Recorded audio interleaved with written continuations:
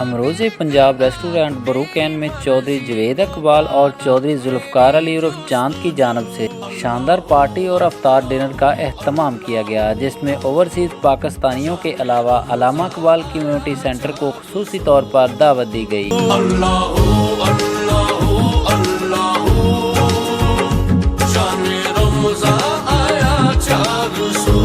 Programme का आगाज़ तिलावत कुरान पाक से किया गया, जिसकी सआदत मुश्ताक अहमद कम्बो मोहम्मदी मौलाई ने हासिल की और सरकार की बारगाह रिसालत में हदिया नात का शरफ हसन अमरीका सज्जाद अहमद भट्ट और अल्लामा मौलाना मुफ्ती सज्जाद रज़ा मदनी ने दुआए खैर की।